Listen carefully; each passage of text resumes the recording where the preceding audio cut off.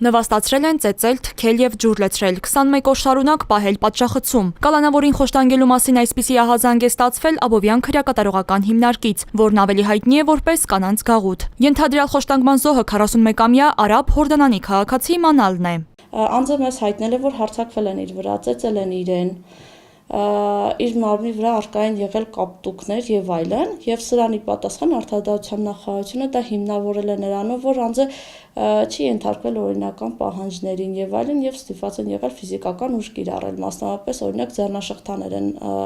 հագցրել։ Դեպքի մասին հայտնի է դարձել մարտի 13-ին, երբ դիտորդները հերթական այցն են կատարել Աբովյան քրեակատարողական հիմնարկ։ Նրանց ահազանգած կալանավորը պատմել է, որ 2024 թվականի մայիսի 17-ից քրեակատարողական հիմնարկ տեղափոխվելու պահից մինչև 2025-ի մարտ ամիսը 8 անգամ ենթարկվել է կարգապահական տույժի պատժախցում պահման ձևով։ Ավելին, հուլիսի 30-ից մինչև օգոստոսի 20-ը 21 օր անընդմեջ պահվելով պատժախցում։ Անձը կրկնակի խոցելի վիճակում է, որովհետև օտարերկրյա քաղաքացի է, չի տիրապետում հայերենին, սա կրկին ավելի է իրավիճակը բարդացնում։ Նշեմ, որ պատժախցում պահելու ձևով կարգապահական տույժը մի քանի անգամ հետաձգվել է, եթե չեմ սխալվում 2 անգամ, որովհետև քրեակատարողական բժշկության կենտրոն ՊՕԱԿ-ի Աբովյանի ստորաբաժանման բժշկի կողմից տրվել էր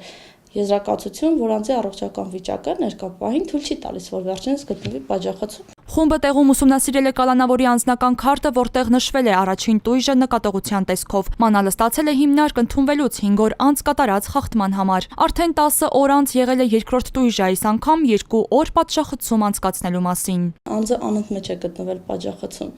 Մենք այս հարցը բարձրաձայնել ենք եւ մշտապես է խումբը այս հարցին անդրադառնում պատժախցում պահելու եւ իրավաչափության տեսանկյունից եւ համաչափության տեսանկյունից, քանի որ ճիշտ է, օրենքով չկա որևէ սահմանափակում պատժախցում պահելու ժամանակահատվածի հետ կապված, բայց քրեակատարողական ծառայության պետի ցուցումով 2023 թվականին ցուցում է տրվել քրեակատարողական հիմնարկների պետերին, որպեսզի բացառեն 20 օրից ավել անընդմեջ պատժախցում պահելու այդ պրակտիկան։ Իսկ ինչ է արել կալանավորը, որ հիմնարկը նման խիստ քայլերի է դիմել։ Սա հիմնավորում են այն հանգամանքով, որ անձը չի ենթարկում իրենց օրինական պահանջներին, դրսևորվում է վատ վարքագիծ, այսպես։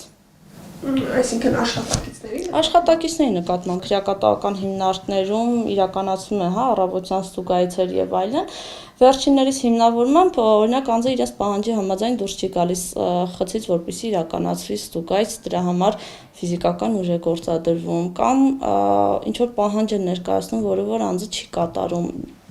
նմանատիպ ձևով։ Դիտորդական խումբը կալանավորի նկատմամբ իրականացված գործողությունների եւ իրենց այցի ժամանակ հավաքագրված տեղեկությունների մասին գրություններ է ուղարկել քրեակատարողական ծառայության պետին եւ Արդարադատության նախարարին։ Պատասխան է ստացվել միայն գերատեսչությունից, այն էլ 1 ամիս անց։ Փոխնախարար Գևորգ Քոչարյանն ինչպես խմբին ներկայացրած պատասխանում, այնպես էլ Factor TV-ի հետ զրույցում չհերքեց, որ կալանավորի նկատմամբ 1 անգամ ֆիզիկական ուժ է գործադրվել։ Պրոբլեմատիկ կալանավոր է, բայց որի հետ հիմնարկի աշխատակազմը միշտ շատ զուսպ հնարավորինս եւ որոշակի նաեւ ավելի քիչ, ավելի մեղմ այր է հետ վարվում, քան օրենքով պետք է վարվեր, բայց բնական է որոշ դեպքերում նաեւ անհրաժեշտություն, ծայրահեղ անհրաժեշտության դեպքերում անհրաժեշտություն առաջանում որոշակի ֆիզիկական ներգործություն ունենալ, այսինքն օրինակ իրեն զսպելու համար ձեռնաշղթա անցկացնել կամ պատժախոց տեղափոխել։ Քոչարյանը պնդում է, կալանավորը հոգեկան առողջության հետ կապված այնպիսի խնդիրներ չունի, որ կարողանային նրան բժշկական կենտրոն տեղափոխել, սակայն ունի ընդգծված անկառավարելի վարքագիծ։ Փորձել է վնաս տա այդ ծառայողներին, ասենք կարող է եռմանջուր թփի նրանց վրա, ներսից երբ որ իր խցի դուռը բացում են կամ հարձակվի ծառայողների վրա ու այս դեպքերում արդեն իրեն կարգապահական այդ ուժի է ենթարկվել, պատժախոց են տարել ու այս դեպքերը շատ են։ Դիտորդական խմբի անդամ Խնկոյանն ուշադրություն է հրավիրում այն հանգամանքի վրա, որ գերատեսչությունն անդրադարձ չի կատարել տույժերի եւ բռնության համաչափությանն ու իրավաչափությանը։ Այստեղ պետք է հասկանալ համաչափության սկզբունքները, որքանով է անձի կողմից կատարված արարքը եւ նշանակված կարգապահական տույժը համաչափ եւ իրավաչափ։ Արդյոք չկա այլ միջոց կարգապահական տույժ նշանակելու, որ նշանակում է միայն 9 անգամ 2025-24 թվականի մայիսից մինչև 25 թվականի մարտ ամիսը 9 անգամ տույժի է ենթարկվել, որից մեկն է եղել նկատողություն։ Այսինքն արդյոք չկար այնպիսի այլընտրանքային միջոց, որ պետք է 8 միջոցները լինեին միայն աջակցություն պահելու ձևով, այն էլ անընդմեջ 21 օր։ Փոխնախարարը սակայն համոզված է, որ գործողությունները համաչափ են եղել։ Միանշանակ եղել է իրավաչափ, իսկ համաչափության տեսանկյունից ես ասում, որ մի շարք այլ դեպքերում, երբ որ կարող էր եւ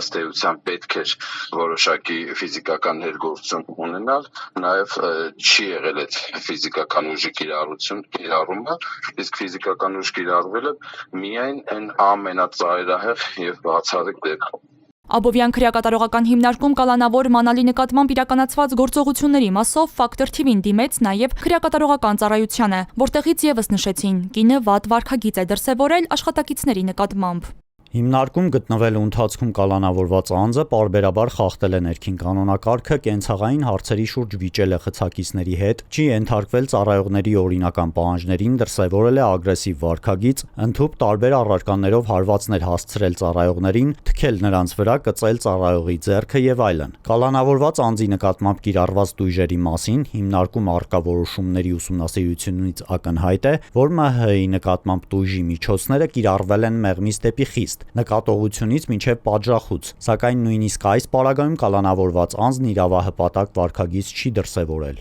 Ըստ ծառայության կողմից ներկայացված պարզաբանման կալանավորն իր ագրեսիվ պահվածքը պատճառաբանել է այն հանգամանքով, որ ինքն անօրինական է գտնվում քրեակատարողական հիմնարկում։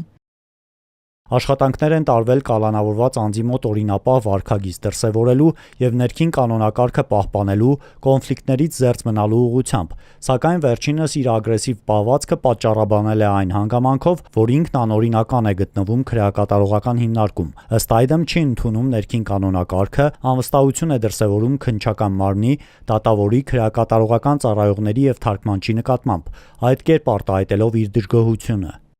Ենթադրյալ բռնությունը քննվում է նաև քննչական կոմիտեում։ Ստացված հաղորդման հիման վրա նախաձեռնվել է քրեական վարույթ քրեական օրենսգրքի 450-րդ հոդվածի 2-րդ մասի 7-րդ կետով, խոշտանգում, որը կատարվել է մի խումբ անձանց կողմից։